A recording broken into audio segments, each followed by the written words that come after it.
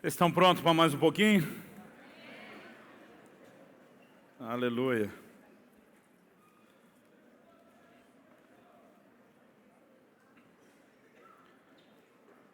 Nós falamos na ministração passada que uma das coisas que eu tenho aprendido quando o assunto é não apenas família, mas relacionamentos, a gente precisa aprender mais do que orar para que as coisas melhorem. A gente precisa entender os princípios que Deus já estabeleceu e trabalhar em cima deles como uma manifestação de fé e obediência ao Senhor.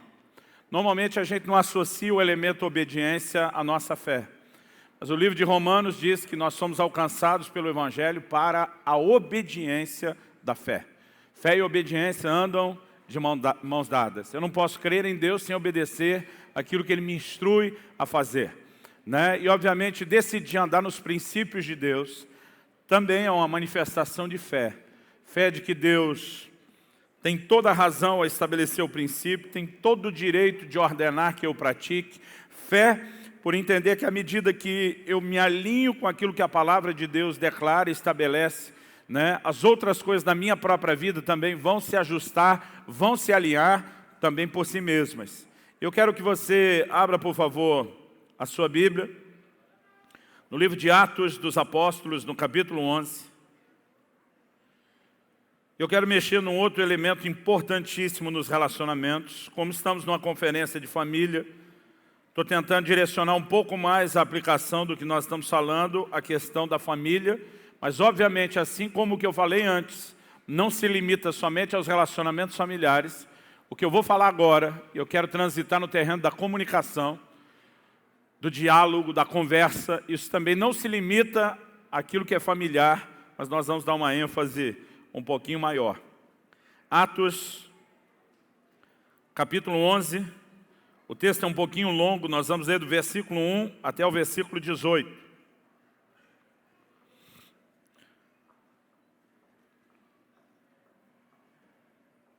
Quem achou, diga amém. Atos 11, a partir do 1, então. Chegou o conhecimento dos apóstolos e dos irmãos que estavam na Judéia, que também os gentios haviam recebido a palavra de Deus. Quando Pedro subiu a Jerusalém, os que eram da circuncisão o arguiram. A NVI traduziu essa palavra dizendo o criticaram. Essa palavra, ela na verdade fala não apenas de fazer juízo, mas de julgar, decidir em uma disputa, fala de separar-se em um espírito hostil, opor-se, contender, estar em divergência. Então o texto diz que os irmãos contenderam com Pedro. O texto diz que os irmãos estavam em divergência com Pedro. O texto diz que talvez eles abriram uma disputa, talvez mantiveram uma atitude hostil. O significado da palavra é muito abrangente. Eu particularmente gosto dessa expressão arguiram, mas eu creio que ela ainda ameniza. A palavra criticaram, ela mostra que houve uma discordância, mas talvez tira um pouco do peso do que de fato aconteceu nesse dia. Mas vamos continuar. Os que eram da circuncisão o arguiram, dizendo: entraste em casa de homens incircuncisos e comeste com eles. Então Pedro passou a fazer-lhes uma exposição por ordem, dizendo: eu estava na cidade de Jope orando, e num êxtase tive uma visão em que observei descer um objeto como se fosse um grande lençol, baixado do céu pelas quatro pontas e vindo até perto de mim. Fitando para dentro dele os olhos, vi quadrúpedes da terra, feras, répteis e aves do céu. Ouvi também uma voz que me dizia: levanta-te, Pedro, mata e come. Ao que eu respondi: de modo nenhum, Senhor, porque jamais entrou em minha boca qualquer coisa comum ou imunda. Segunda vez falou a voz do céu: ao que Deus purificou, não consideres comum. Isso sucedeu por 3 vezes e de novo tudo se recolheu para o céu. Eis que na mesma hora pararam junto da casa em que estávamos 3 homens, enviados de Cesareia para se encontrarem comigo.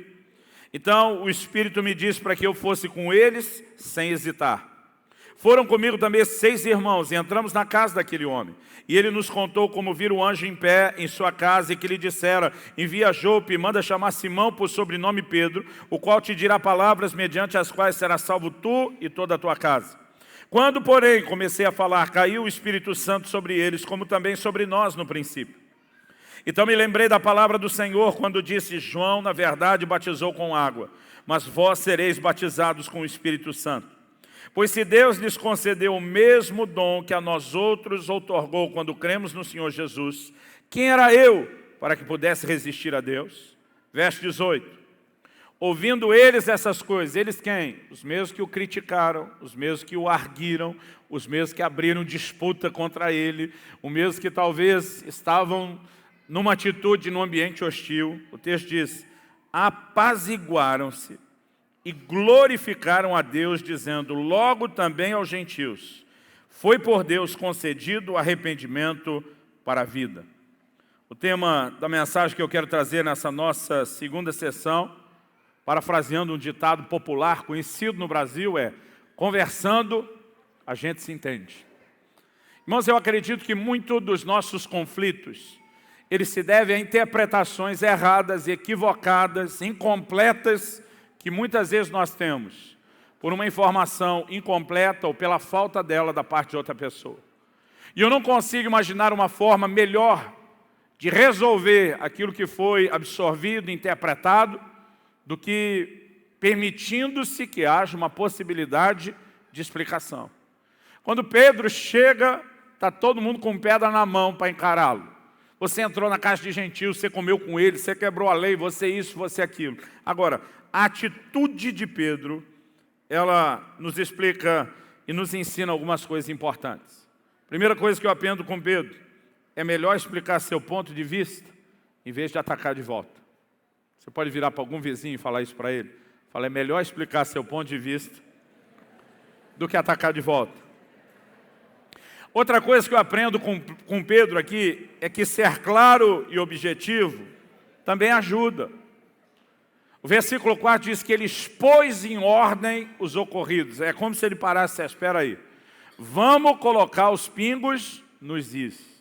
Vocês não têm toda a informação, vocês estão se precipitando na conclusão. Então, deixa eu ser claro e específico, vamos construir. E é por isso que nós lemos um texto de 18 versículos, dando a Pedro o direito de resposta, permitindo que Pedro se organizasse na exposição, né, que ele tinha a fazer, para que a gente entenda o pacote todo.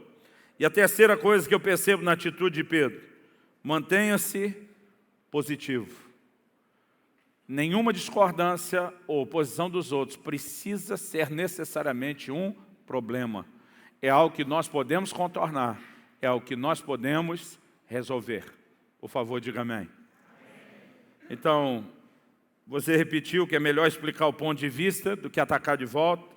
Eu quero que você diga de novo para um outro vizinho, para não fazer acepção de pessoas, para não parecer que você está de marcação com ninguém também. Fala para ele: ser claro e objetivo ajuda. Agora, olhe para cá. Olhe para cá um pouquinho. Diga comigo: eu preciso ser positivo. Nenhuma discordância precisa necessariamente ser um problema. Então, eu quero te ajudar a entender algumas verdades importantes, e a primeira delas é justamente mexer nessa questão do que é explicar os diferentes pontos de vista. Eu acredito, querido, que, e não vou limitar isso a marido e mulher, discutir a relação, discutir situações que surgem, discutir não no sentido de brigar, mas de argumentar, de tentar esclarecer, de tentar trazer luz nas coisas, ela pode e muito nos ajudar a relacionar melhor. Em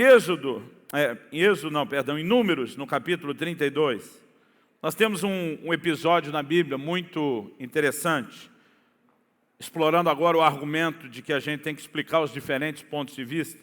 Dá uma olhadinha comigo lá em Números 32, porque eu não quero trazer só boas ideias, nem só bons conselhos, nem parecer que o que a gente está tentando trazer é um pouco de psicologia.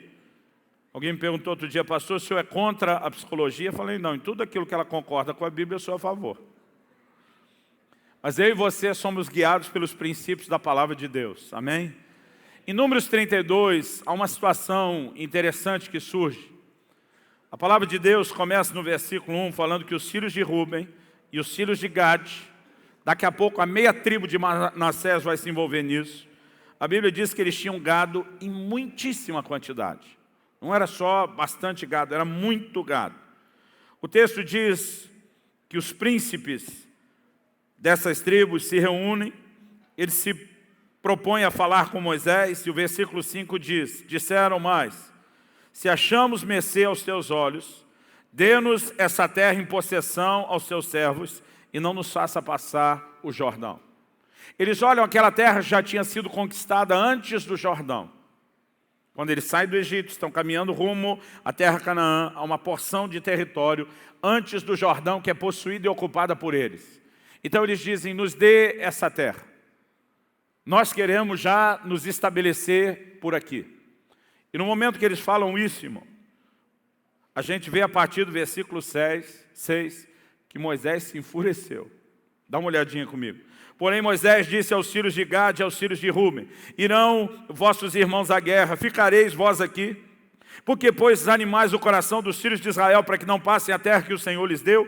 Assim fizeram vossos pais quando os enviei de Cades Barneia a ver essa terra. Chegando eles até o vale de Escol e vendo a terra, desencorajaram o coração dos filhos de Israel, para que não viessem à terra que o Senhor lhes tinha dado. Então a ira do Senhor se acendeu naquele mesmo dia e jurou, dizendo, certamente os varões que subiram do Egito de 20 anos para cima não verão a terra que prometi com juramento a Abraão, Isaque e a Jacó, porquanto não perseveraram em seguir-me, exceto Calebe, filho de Jefoné, o quenezeu, e Josué, filho de Num, porque perseveraram em seguir ao Senhor. Pelo que se acendeu a ira do Senhor contra Israel, fê-los andar errantes pelo deserto 40 anos, até que se consumiu toda a geração que procedera mal perante o Senhor. Eis que vós, raça de homens pecadores, vos levantaste em lugar dos vossos pais para aumentardes ainda o furor da ira do Senhor contra Israel. Se não quiserdes segui-lo, também ele deixará todo o povo novamente no deserto, sereis a sua ruína. Quem acha que Moisés estava bravo? Quem acha que Moisés se irritou com eles? Especialmente quando ele diz, raça de homens pecadores se levantaram para dar continuidade ao pecado dos pais. Agora, olha comigo o versículo 16, diz assim, então, se chegaram a ele e disseram, o que eles vão fazer agora? Moisés, calma, Moisés. Deixa a gente explicar nosso ponto de vista.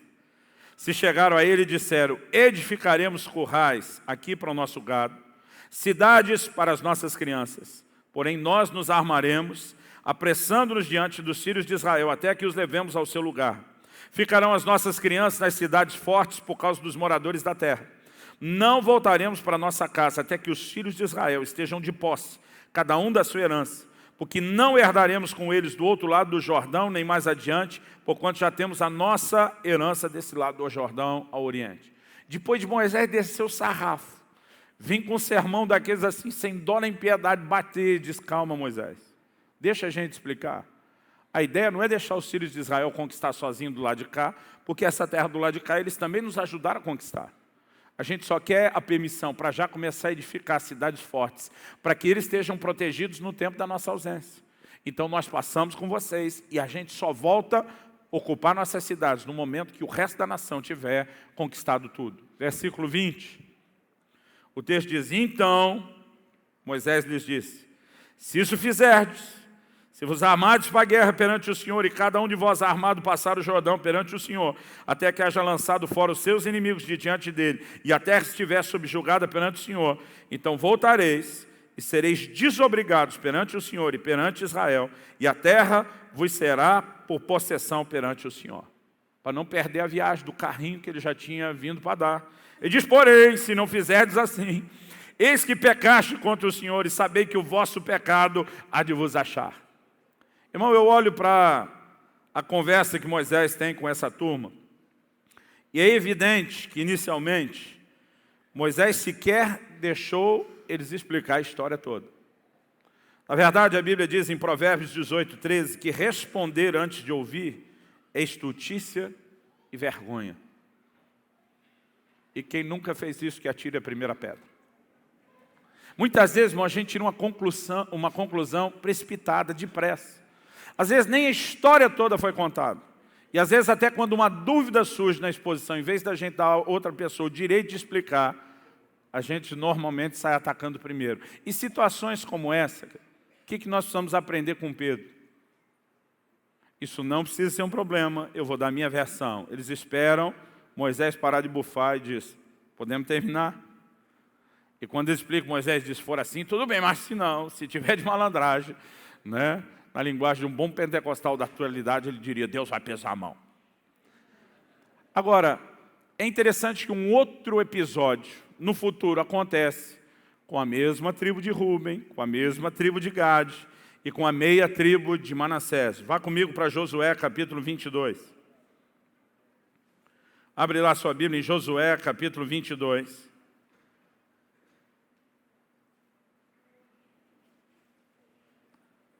Verso 10. Agora, depois que a nação já conquistou as suas posses, essas tribos foram liberadas para voltar às suas terras. O texto diz assim, vindo eles para os limites pegados ao Jordão, na terra de Canaã, ali os filhos de Rúben, os filhos de Gade e a meia tribo de Manassés edificaram um altar junto ao Jordão, altar grande e vistoso. Número 11, versículo 11. Os filhos de Israel ouviram dizer. Eis que os filhos de Rúben, os filhos de Gade e a meia tribo de Manassés edificaram um altar de fronte à terra de Canaã, nos limites pegados ao Jordão, ao lado dos filhos de Israel. Ouvindo isso, os filhos de Israel, juntou-se toda a congregação dos filhos de Israel em Siló. Está falando de todas as demais tribos. Para quê? Para saírem a peleja contra eles. Eles estão na iminência de começar uma guerra civil. Porque ouviram dizer que alguém do lado de lá fez alguma coisa. Versículo 13 diz que aos filhos de Rúben, aos filhos de Gade, a meia tribo de Manassés, enviaram os filhos de Israel para a terra de Gileade, Finéias, que era filho de Eleazar, o sacerdote, por sua vez filho de Arão, 10 príncipes com ele, de cada casa paterna de todas as tribos de Israel, um príncipe, inclusive da meia tribo de Manassés, que tinha ficado do outro lado. O verso 15 diz, indo eles aos filhos de Rúben, aos filhos de Gade, a meia tribo de Manassés, a terra de Gileade, falaram-lhes dizendo, assim diz toda a congregação do Senhor, que infidelidade é essa que cometeste contra o Deus de Israel, deixando hoje de seguir o Senhor, edificando-vos um altar para vos rebelares contra o Senhor. E aqui de novo, a semelhança do que Moisés já tinha feito antes, vem sermão antes de ser dada a oportunidade para a explicação. Acaso não nos bastou a iniquidade de Peor, de que até hoje não estamos ainda purificados, posto que houve praga na congregação do Senhor? Para que hoje abandoneis o Senhor, se hoje vos rebelais contra o Senhor, amanhã se irá contra toda a congregação de Israel. Se a terra da vossa herança é imunda, passai-vos para a terra da possessão do Senhor, onde habita o tabernáculo do Senhor, tomai possessão entre nós. Não vos rebeleis, portanto, contra o Senhor, nem vos rebeleis contra nós, edificando-vos um altar afora o altar do Senhor nosso Deus. Não cometeu Acã, filho de Zera, infidelidade no tocante às coisas condenadas, e não veio ira sobre toda a congregação de Israel, pois aquele homem não morreu sozinho na sua iniquidade. Verso 21, então, responderam os filhos de Rúben, os filhos de Gade, a meia tribo de Manassés, e disseram às cabeças dos grupos de milhares de Israel, o poderoso, o Deus, o Senhor, o poderoso Deus, o Senhor, Ele o sabe. Eles começam dizendo, Deus sabe, e dizem, agora Israel saberá. Em outras palavras, de um jeito muito bonito, formal, quase religioso, ele diz, a gente pode se explicar? Se foi em rebeldia ou por infidelidade contra o Senhor, hoje não nos preserveis. Se edificamos altar para nos apartarmos do Senhor, ou para sobre ele oferecemos holocausto e oferta de manjares, ou sobre ele fazemos oferta pacífica, o Senhor mesmo de nós o demande. Pelo contrário, fizemos por causa da seguinte preocupação, amanhã vossos filhos talvez dirão a nossos filhos, que tendes vós com o Senhor, Deus de Israel?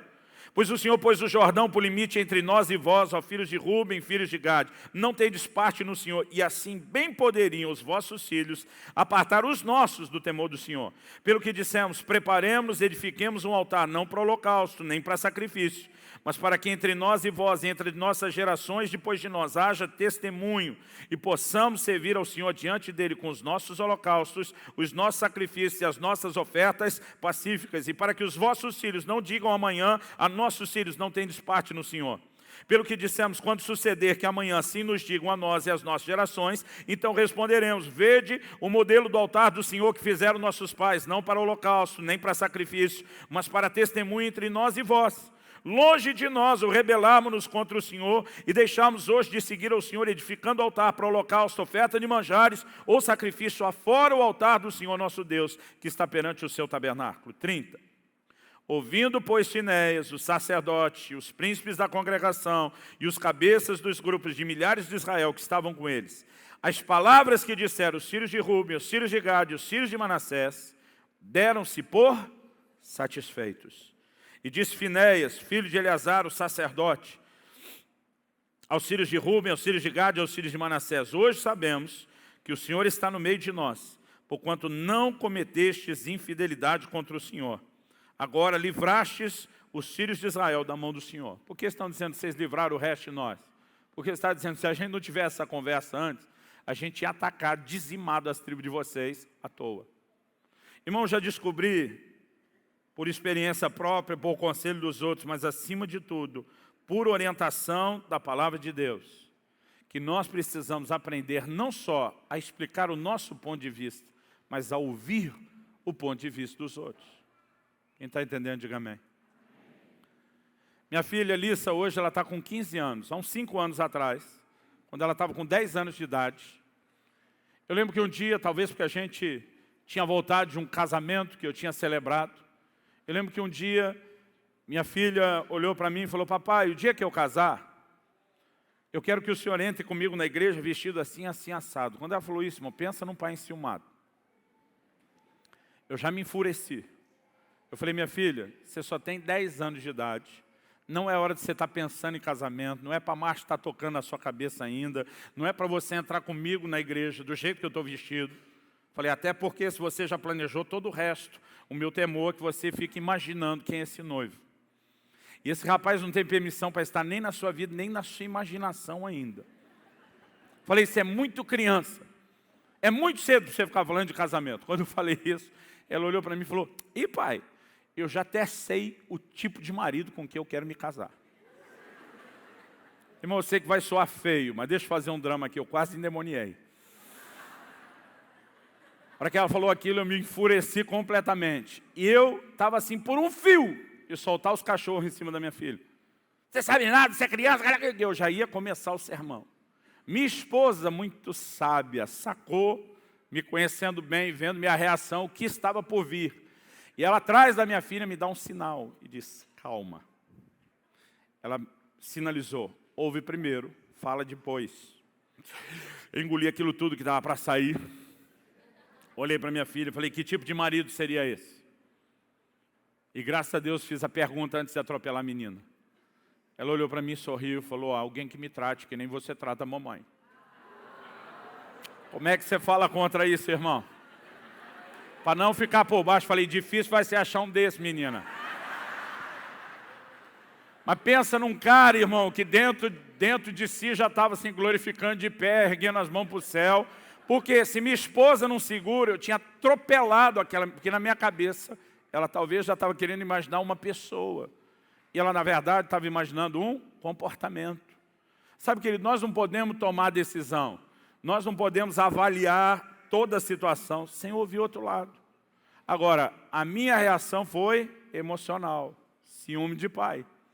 Naquele momento eu não estava nem raciocinando direito. Eu teria atropelado, machucado as emoções da minha filha facilmente. Simplesmente por não dar a ela o direito de se explicar. Agora, não é muito mais fácil quando a gente está ali com a pulga atrás da orelha e diz, o que exatamente você quis dizer com isso? Sabe, querido, porque muito conflito poderia ser resolvido antes mesmo de começar. E quando eu falo, querido, de explicar os diferentes pontos de vista, quando eu falo de discutir um assunto, eu tenho aprendido algo com uma frase do grande líder da Inglaterra, Winston Churchill. Ele diz, uma boa conversa deve esgotar o assunto, não os interlocutores. Porque muitas vezes o que a gente tenta chamar de uma boa conversa não está esgotando o assunto, está esgotando a gente. Está esgotando quem fala, está esgotando quem ouve, está criando uma situação pesada. E nós precisamos entender que a conversa, querido, ela não tem que necessariamente ser um conflito. ela pode ser a forma de evitar o conflito, ela pode ser a maneira de contornar ou mesmo de resolver e evitar o conflito. Então nós precisamos entender que tanto quando talvez não somos entendidos, precisamos saber nos explicar em vez de atacar de volta. Como também antes mesmo de atacar ou arguir alguém, a gente precisa dar a essa pessoa o direito de que ela também possa se explicar. Em Tiago, no capítulo 1, no versículo 19, ele diz: irmãos, nós, e eu acredito, estamos embutidos na frase do que ele falou à igreja naqueles dias. Ele diz: sede prontos para ouvir, tardios para falar e tardios para se irar. Irmão, pensa num problema que nós temos nos relacionamentos. Primeiro, nós normalmente somos o contrário. Pronto para falar, que a gente responde às vezes antes de ouvir. Normalmente nós somos o contrário, tardio para ouvir, a gente nem ouve o outro. Pronto para falar, porque nós já temos explicação para tudo. E pronto para nos irarmos, botarmos emoção dentro do pacote. A segunda coisa que eu quero explorar agora é justamente o aspecto emocional. Quando o texto diz, seja pronto para ouvir, ele está dizendo o que para mim e para você? Nós temos que deixar o outro se explicar. Mas quando ele diz tardio para falar, ele está dizendo não precipite em falar. E tardio para irar, ele está dizendo segura a onda, acalme as suas emoções antes de abrir a boca para responder. A palavra de Deus fala em Juízes 19, de 1 a 3, de um levita. O texto fala que ele tinha uma concubina, o texto revela um forte desentendimento entre eles, a ponto da mulher deixá-lo voltar para a casa dos seus pais. O texto diz, depois de 3 meses, esse homem resolveu ir atrás da mulher. A minha versão atualizada diz, para lhe falar ao coração. Há momentos que a gente não pode botar a emoção que atrapalha, e há momentos que nós precisamos envolver a emoção de uma forma boa. Esse falar ao coração, irmão, era um momento onde ele não poderia convencê-la apenas com argumentos racionais a voltar. Talvez ele, profundamente arrependido, diz, reconheço que errei, estou disposto a pagar o preço necessário, quero levar você de volta. Apesar da história ter um final trágico, que gera uma guerra civil na nação, a gente percebe, querido, que esse aspecto emocional pode ser fantástico se a gente souber explorar o bem, e pode ser trágico se a gente não entender a maneira de lidar com ele.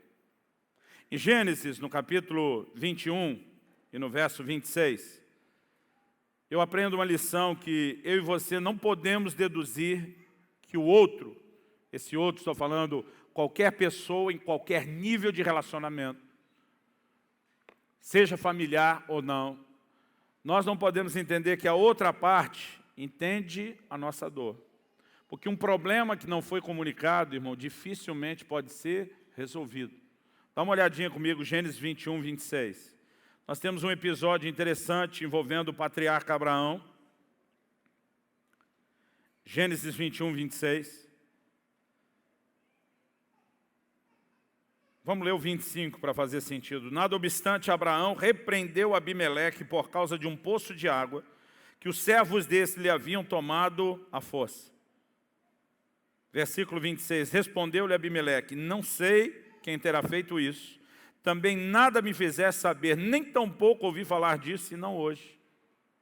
Abraão repreende, está contendendo com ele por causa de um problema que Abimeleque disse, você nunca me notificou, você nunca me falou disso, eu nunca tomei conhecimento. Basicamente, ele está dizendo, como é que você espera que eu resolvesse algo que te incomodou por tanto tempo, mas você não abriu a boca para me falar? Agora, irmão, vamos falar sério. Você já percebeu quanto a gente faz isso dentro de casa? Quanto mais chegados são as pessoas do convívio, talvez mais nós fazemos isso. A gente deduz que o outro entendeu a nossa dor. Em vez da gente ser claro e específico a respeito daquilo, e eu queria dar uma palavra específica às irmãs. Um pedido de misericórdia, em nome do sindicato dos maridos, que reconhece sua limitação na comunicação, mas imploram que as mulheres não tornem a coisa mais difícil do que já é. Irmão, tem marido que percebe que a mulher está calada, está olhando torto, ele na boa vontade vai lá entender o que está acontecendo. E diz, meu amor, Há algum problema? Tem algo acontecendo? Aí o infeliz do marido faz a pergunta, eu fiz alguma coisa? Irmã, deixa eu te explicar isso, pelo amor de Deus, em nome de Jesus. Quando o marido fala isso, ele quer arrumar as coisas. A mulher olha e diz, pois se está perguntando, mostra que realmente nem percebeu o que fez. Irmã, lógico, se a criatura está perguntando, ela não sabe o que fez. Mas a boa vontade dele, a mulher se ofende ainda mais ainda. E se não sabe o que fez, está pior do que imaginava. E a tentativa do infeliz de arrumar faz com que a tempestade se torne ainda maior. Irmão, deixa eu te dizer algo. Você não tem direito de carregar no coração uma acusação contra alguém da qual ela não tem conhecimento. A sua dor não significa que a outra parte sabe o que aconteceu, nem que ela te entenda, muito menos que ela vai poder resolver. Só existe uma forma da gente conseguir se entender, que é conversando. É dando às pessoas não só o direito de explicar seu ponto de vista, mas antes dela, até mesmo sabendo que a gente tem a liberdade de arguir, de questionar, de confrontar por conta de alguma coisa. No entanto, quando a gente se abre ao diálogo, a gente não pode ser meramente emocional.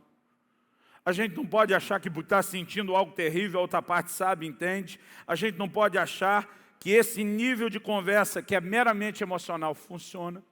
Porque, irmão, quando nós temos gente em sintonia diferente, e a gente costuma dizer que o homem tende a ser mais racional e a mulher tende a ser mais emocional. Agora, embora haja essa inclinação, não significa que a coisa é só desse jeito. Há momentos que nós estamos aconselhando alguns irmãos e eu percebo que quem está sendo emocional é o homem, quem está sendo racional é a mulher. Isso pode ser em algum momento positivo, o ser emocional em vez de racional, e em outro pode ser o oposto. Mas nós precisamos aprender a lidar com as duas sintonias. Porque as coisas não se resolvem nem só na razão, e as coisas também não se resolvem nem só na emoção. Agora, pior ainda, é quando um está numa sintonia e o outro está na outra. Blaise Pascal disse, 2 excessos, excluir a razão e admitir apenas a razão. Se a gente achar que existe conversa sem o elemento racional, é um excesso. Mas pensar que só isso é que determina o bom diálogo, também é outra confusão. Dá uma olhadinha comigo em Gênesis 34. Gênesis 34, nós temos um episódio terrível na história dos primeiros patriarcas. A palavra de Deus diz que Diná, filha de Jacó, foi violentada em Siquém, por um dos príncipes com o mesmo nome. Depois de ter sido violentado e os seus irmãos ficam enfurecidos, o cara de pau do Siquém que fez isso agora vem pedir ela em casamento. Os filhos de Jacó estão doidos com aquilo que aconteceu, mas a Bíblia diz que eles usaram de astúcia para com o povo de Siquém. Disse, olha, só existe um jeito de você poder se casar com a nossa filha. Nós temos um ritual desde Abraão, nosso pai, da circuncisão. E nós não podemos nos envolver com ninguém que não pratique o rito da circuncisão. Se vocês, os homens da tribo, se circuncidarem, a conversa pode seguir adiante, senão nós estamos pegando nossa irmã, estamos indo embora. A Bíblia diz que o cara estava tão apaixonado, desesperado por ela, que ele convence todos os homens do povoado a se circuncidarem. A Bíblia diz que Simeão e Levi foram os que encabeçaram aí o projeto e a conspiração. A Bíblia diz no 3º dia, quando aqueles homens estavam no auge da sua dor. Irmão, imagina uma cirurgia que não era feita com nenhum bisturi afiado. A Bíblia fala de facas de pederneira. Pensa num negócio que deixa os homens desesperados, é a tal da circuncisão. Não tinha asepsia nenhuma, não tinha analgésico, antibiótico, anti-inflamatório, nada disso. A Bíblia diz no 3º dia, quando estavam no auge da sua dor. A Bíblia diz incapacitados de levantar do seu lugar. A Bíblia diz que Levi e Simeão passam a mão em espadas e saem executando os homens todos da cidade. Eles não podiam se defender. Foi a maneira, o estratagema que eles usaram por estar em menor número de se vingar daquela cidade e dos homens da cidade. Quando Jacó toma conhecimento do que eles fizeram, Gênesis 34, verso 30 diz assim, então disse Jacó a Simeão e a Levi, vós me afligistes. Eu gosto da NVI que diz, vocês me puseram em grandes apuros, atraindo sobre mim o ódio dos cananeus e dos ferezeus, habitantes dessa terra. Ele diz, somos pouco, se eles juntarem suas forças e nos atacarem, eu e a minha família seremos destruídos. O que Jacó está sendo? Racional. Ele está dizendo que vocês fizeram uma loucura. O povo da vizinhança com quem eles tinham aliança vai perceber o que foi que vocês fizeram contra eles. Agora eles vão se unir, vão juntar as forças. Nós já éramos em menor número que um povoado só, imagina toda essa gente junta. Agora vocês acabaram com a nossa vida de vez. Jacó está sendo racional, tá? Fazendo as contas, equacionando tudo de uma maneira racional. Olha o versículo 31. Responderam: abusaria ele de nossa irmã como se fosse uma prostituta. O que eles estão sendo? Emocionais. Nenhum deles está fazendo a conta. Irmão, o que aconteceu com a irmã foi terrível, sim. Justifica acabar com a família toda por causa disso? Não. Eles conseguiram fazer as contas? Não, porque eles estão ofendidos, eles estão se movendo no nível emocional. Irmão, quando você tenta estabelecer um diálogo com alguém argumentando no nível racional de um lado e com outra pessoa se defendendo no nível emocional do outro, esse diálogo normalmente não funciona.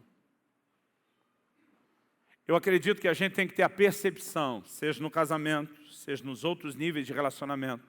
Porque, enquanto eu estou aqui afirmando, conversando a gente se entende, outro dia alguém falou para mim, lá em casa é o contrário, pastor. Conversando a gente briga mais ainda. Quanto mais a gente tenta resolver, pior fica o negócio. Então, para que conversando a gente se entenda, seja verdade, a gente tem que aprender a conversar. Eu acredito que isso é uma arte e um desafio. Irmão, tem coisas que estão além da minha explicação. Eu percebi logo no início do meu casamento que existia alguma deficiência de sintonia, muitas vezes na tentativa do homem e a mulher conversar. Como eu falei antes, eu repito agora, o homem às vezes tende a ser racional. Irmão, o homem tem uma forte inclinação a querer ser um solucionador de problemas. Então minha esposa às vezes dizia, estou com dor de cabeça. Eu, como bom marido, queria resolver o problema dela. O que eu propunha para ela? Quer que eu pegue uma Neosaldina? Não. Eu dizia, mas você está com a dor de cabeça? Aham. Você está gostando da dor de cabeça? Não. Você quer ficar sem a dor de cabeça? Quero. Mas você não quer tomar Neosaldina? Não. E pelo jeito você não gostou, nem que eu oferecesse a Neosaldina, também não. Falei, minha mulher, me ajuda a entender o que é que você quer. Ela diz, eu quero que você olhe para mim e diga, coitadinha. Agora, o que é isso, querido? A mulher, ela só quer do marido uma empatia. Ela não quer ele solucionando e resolvendo tudo toda hora. A gente não consegue imaginar um mundo sem oferecer soluções. Porque o homem está movendo o tempo todo na sintonia racional. A mulher está do outro lado na emocional. O que eu aprendi com o tempo? Ela, ai, que dor de cabeça. Oh, coitadinha.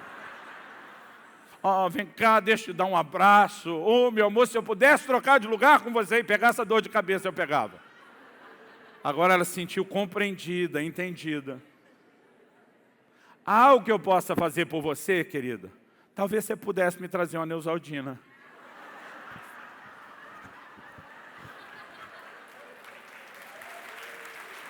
Irmão, 21 anos de casado, ainda estou aprendendo como esse negócio funciona. Mas funciona. E quando a gente esquece disso, e acredite, a gente gosta de contar a parte de quando lembrou, como agora. Mas quando a gente esquece isso, eu já tive muita tentativa de conversa com a minha esposa, com os meus filhos, com amigos próximos, que muitas vezes a coisa, em vez de melhorar, piorou. Por quê? A gente não levou em consideração essas diferenças entre o racional e o emocional. Em terceiro e último lugar, algo que eu tenho percebido ser importantíssimo. E se agora a gente protestou da atitude das mulheres, eu quero dar a elas voz e protestar em nome delas agora aos maridos. Uma das coisas mais importantes, quando falamos a respeito de diálogo, é que isso serve para todo mundo, mas principalmente para nós os homens. A gente precisa cuidar com a forma de falar.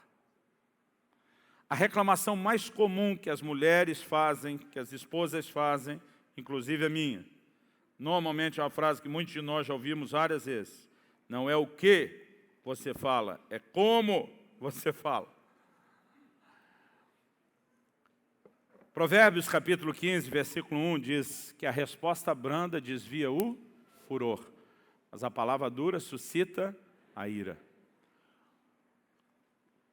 A maneira de falar, querido, ela pode exterminar um problema que está começando, ou ela pode amplificar e dar voz e volume a um problema que estava começando. Então a gente sabe que quando alguém me ataca, eu não tenho que atacar de volta, eu tenho que explicar o meu ponto de vista. Eu entendo que eu tenho que dar ao outro direito de explicar o ponto de vista. Eu entendo que eu preciso ajustar as sintonias emocional e racional. Mas quando eu não cuido com a forma de falar, aquilo que eu acredito ser, às vezes, uma sintonia racional que eu estabeleci para explicar algo, às vezes o jeito de falar cria uma reação completamente emocional do outro lado. E há vários textos na Bíblia que me mostram isso. Por exemplo, Provérbios 11, 9, nos mostra que destruir o outro com palavras é uma atitude de um ímpio. Eu e você não deveríamos usá-lo. Tem dois exemplos na Bíblia que eu queria que você rapidamente olhasse comigo. Um deles diz respeito a Gideão, o outro a Jefté. Os dois tiveram um problema muito parecido, com as mesmas pessoas, com o mesmo tipo de queixa, mas cada um lidou de uma forma diferente. Dá uma olhadinha comigo, Juízes capítulo 8, do verso 1 ao 3. Juízes 8,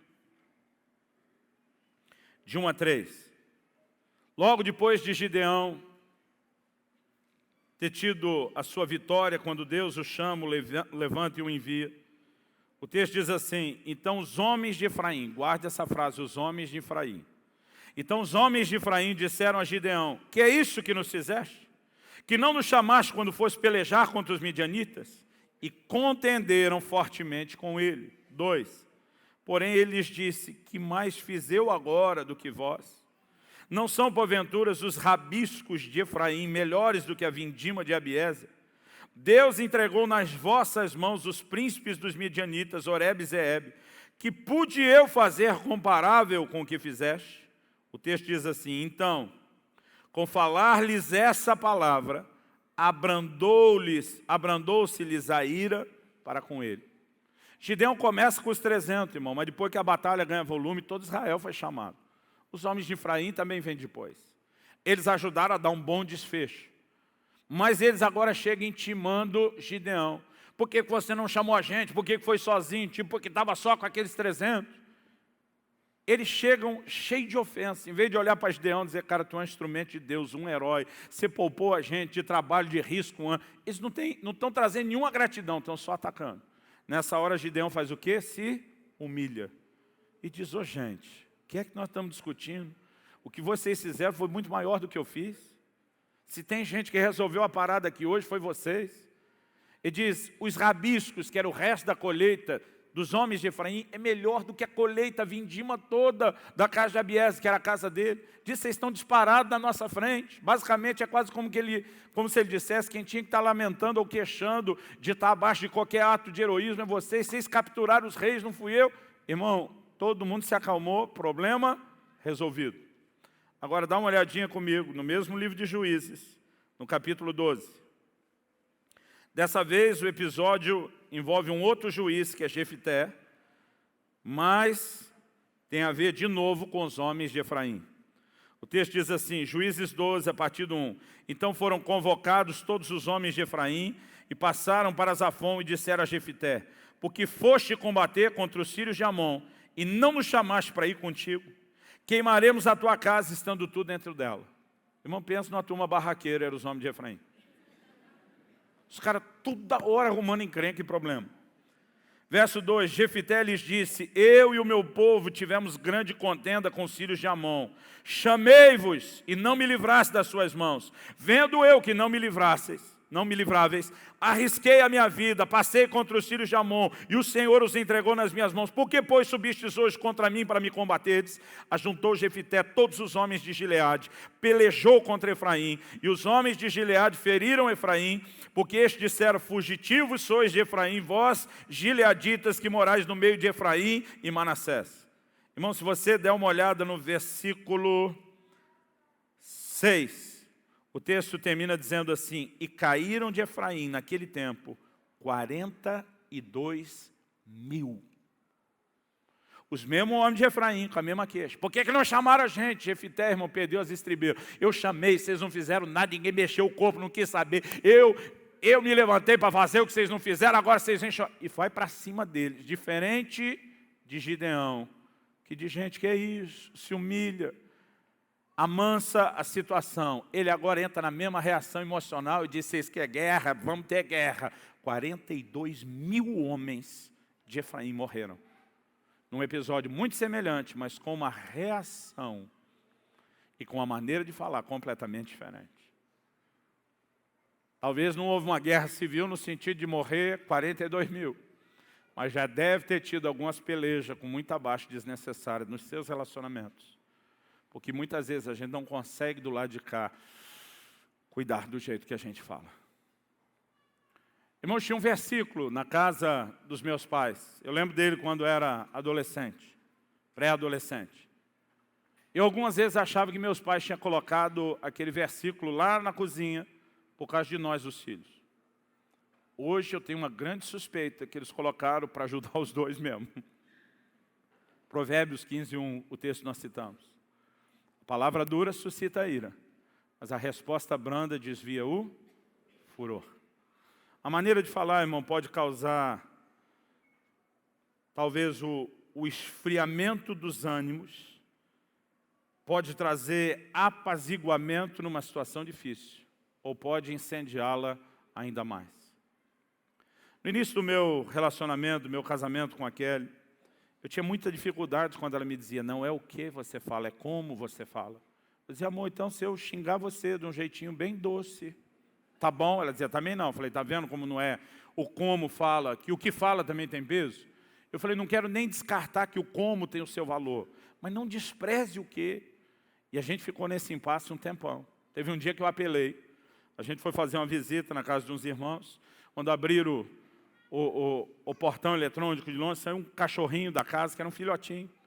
E quando ele veio correndo para o portão, primeiro eu não queria deixar ele para a rua, segundo aproveitei, né? A hora que barrei a saída dele para brincar ele um pouquinho, mas um filhotinho, uma bolotinha de pelo toda, né, engraçadinha. E eu comecei a brincar com ele, fazer carinho, e ele já virou para o chão, queria mesmo carinho.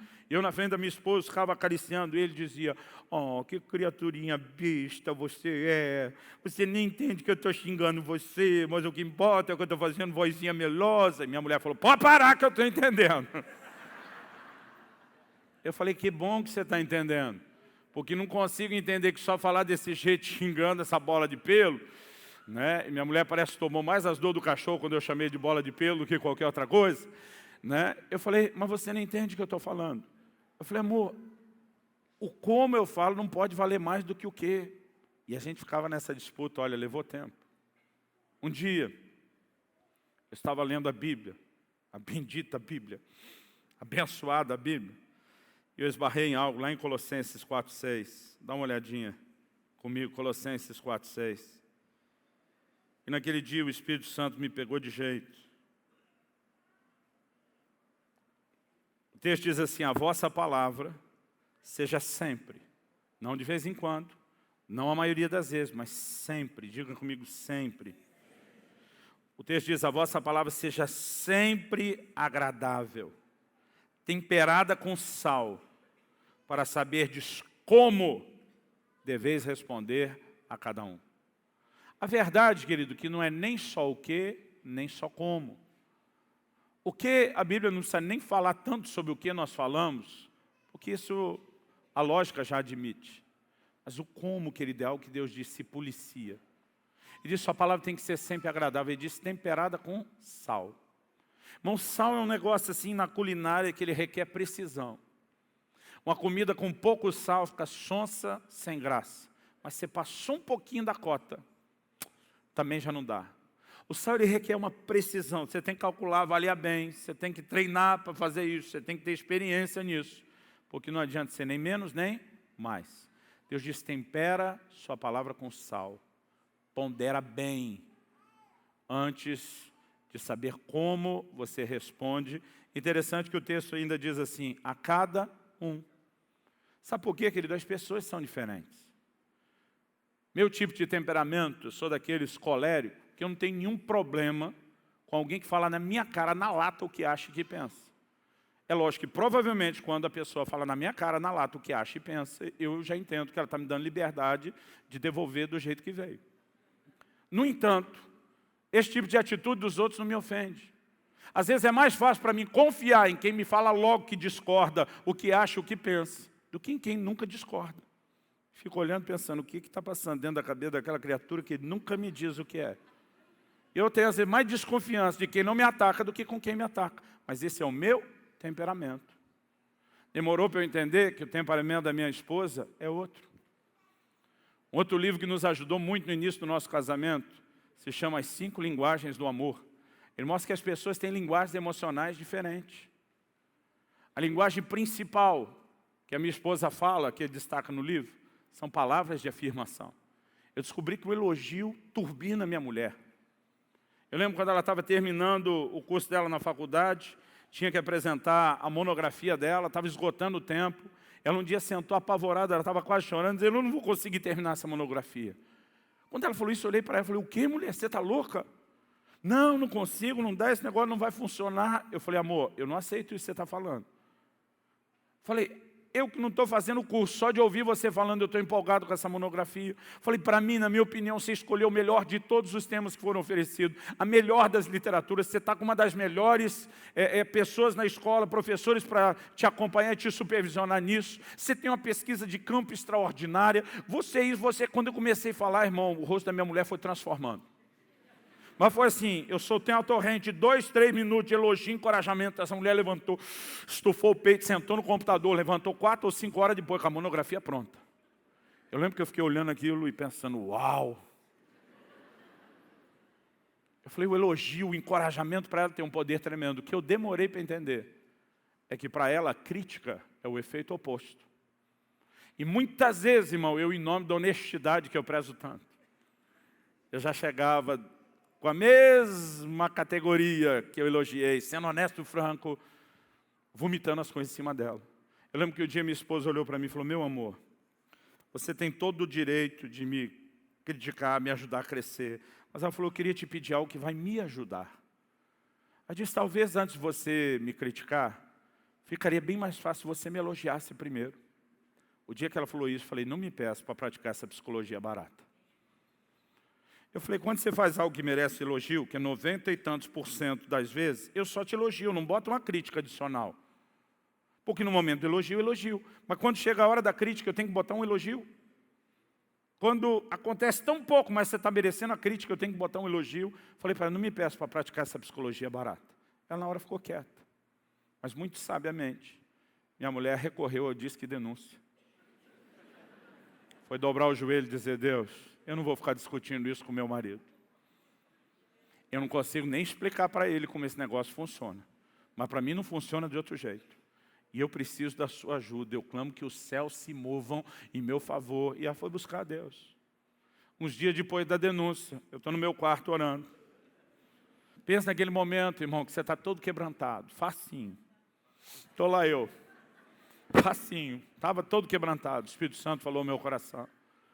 E disse, você me acusou de praticar psicologia barata. Falei, nunca. A única vez que usei essa frase foi uns dias atrás para minha mulher, nunca para você. Quando ela me pediu para elogiar ela antes de criticar. Então, para ela eu falei isso, para você nunca. Naquela hora o Espírito Santo falou no meu coração e disse, se você classificou o que ela te pediu dessa forma, você está falando contra mim. Porque é assim que eu ajo. E na hora me disse, abra sua Bíblia, Apocalipse 2 e 3. E vai estudar as cartas às igrejas da Ásia. Eu nunca chamei a atenção de nenhum deles, antes de primeiro elogiá-los. E eu fui lá abrir a Bíblia para ver se estava lá mesmo. E eu comecei a ver que é assim que ele diz, conheço tuas obras, teu labor, tua perseverança, suportaste as provas por causa do meu nome e não desanimaste, puseste a prova os se dizem apóstolos e não são, os achaste mentirosos. Mas, como ninguém é perfeito, tem um negocinho aqui que eu queria falar para vocês. Posso falar disso agora? Então, Tenho contra vocês, vocês abandonaram o primeiro amor. Mas tens a teu favor também, que odeias as obras dos nicolaítas, os quais eu também odeio. Irmão, na maioria das igrejas, ele elogia antes e depois. Meu pastor normalmente chama isso do efeito sanduíche. Ele diz que a correção é um hambúrguer, que precisa ser oferecido no meio de 2 metades de pão. E o pão de antes do hambúrguer, o pão de depois do hambúrguer, são manifestações de apreciação, para evitar que a leitura da correção seja emocional, para colocar as coisas no seu devido lugar. Irmão, depois daquele dia, eu fiquei olhando, falei, se é assim que Jesus trata a noiva dele, é esse o jeito que o marido tem que tratar a minha esposa. Porque a Bíblia diz que eu tenho que agir dentro desse paralelo. Então, a próxima situação que surgiu, cheguei para minha esposa e falei, meu amor, você é uma pessoa fantástica. Eu sou assim, seu fã de carteirinha. Olha, eu já me apaixonei por você de cara, por ver tanta virtude. Mas você sabe, eu falo isso para minha mulher. Eu me apaixonei por você também pela fé, porque eu enxerguei tudo que você ia se tornar. Mas hoje você tem me surpreendido, você foi além do que eu vi, você foi além do que eu acreditava. Você já está toda sorridente, eu disse, estou pronta, pode me confrontar do que precisar. Até ela já sabia o que vinha depois. Falei, pois é, amor, como ninguém é perfeita, mas ainda assim, entre os imperfeitos tem elas melhor. Se eu puder dar um toque aí, te ajudar a melhorar, queria só te falar esse negocinho, mas olha, vem cá. Deixa eu dar um abraço, um beijo, porque você é demais. Irmão, pensa no negócio que é que nem faca quente a manteiga. Pastor, o senhor faz isso sempre? De vez em quando eu tenho umas recaídas. De vez em quando eu esqueço. Aliás, hoje não sei nem se eu estou pregando isso só para vocês ou para mim também, para eu ficar lembrando desse negócio. Mas quando a gente passa a ter esse cuidado, querido, o diálogo vai funcionar muito melhor. Quem está entendendo, diga amém. A razão de compartilhar essas coisas, querido, é porque, de fato, eu acredito que a maneira de falarmos, ela vai fazer toda a diferença. Quando a Bíblia diz, não entristeça o Espírito Santo, lá em Efésios 4, entre muitas outras carnalidades, a Bíblia fala da gente se irar e não pecar. A Bíblia fala de não dar lugar ao diabo através da ira. A Bíblia fala da gente não despejar uma forma errada de falar, movida por todos esses sentimentos.